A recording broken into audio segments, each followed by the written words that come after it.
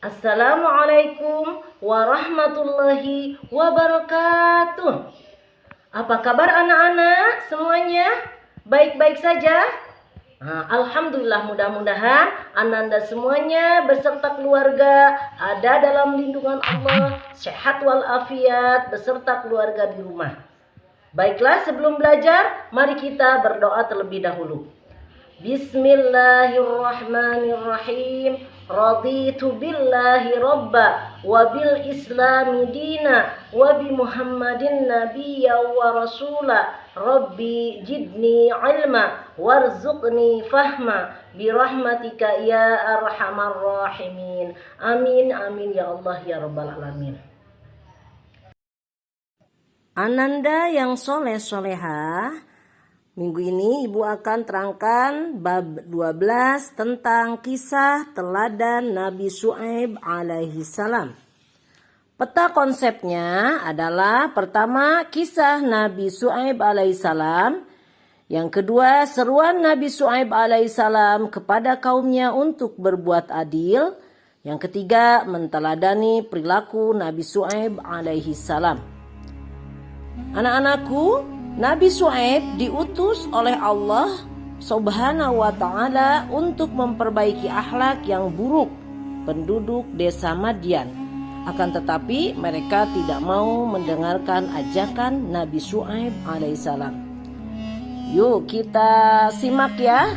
Pertama, kisah Nabi Syuaib alaihissalam.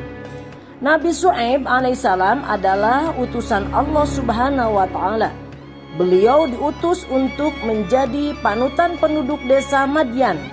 Penghuni desa itu dinamakan Ashabul Aikah karena kepala dari penduduk tersebut bernama Aikah. Adapun nama desa Madian diambil dari nama putra Nabi Ibrahim alaihissalam.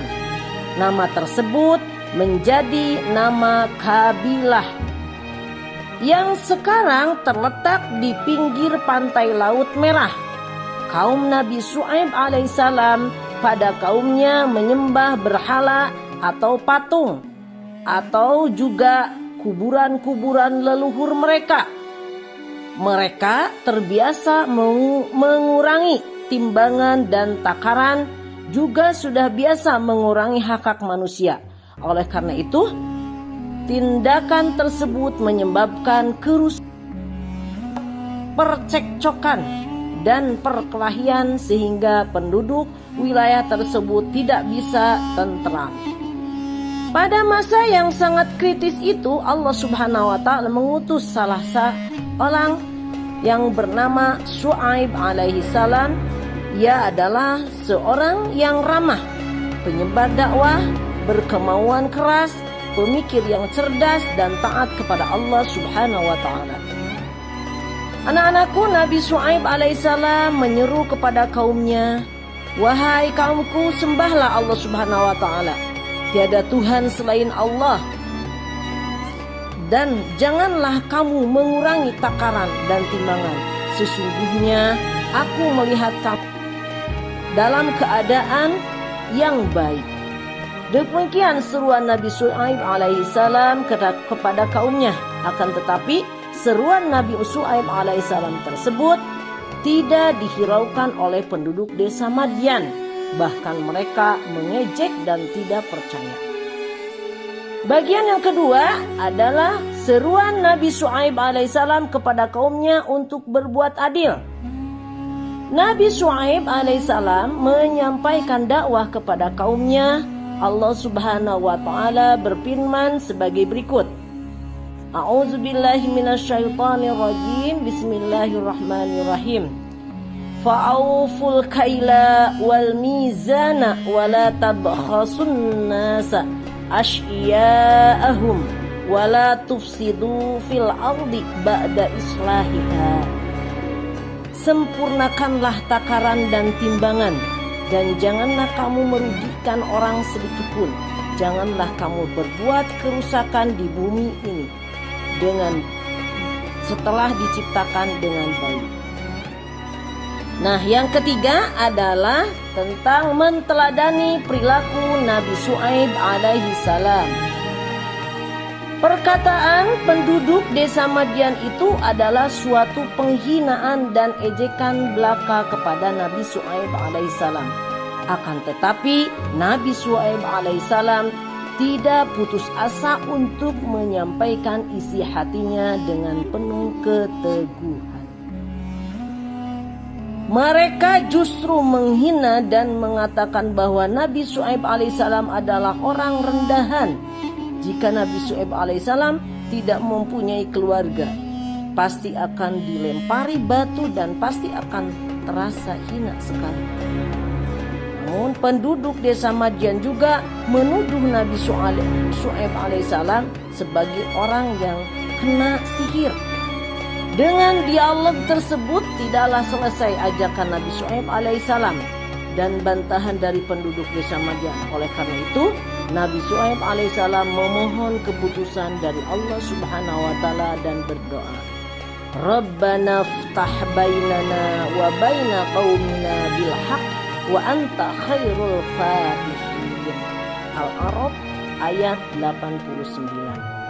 Ya Tuhan kami, berilah keputusan antara kami dan kaum kami dengan baik dan adil. Engkaulah pemberi keputusan terbaik.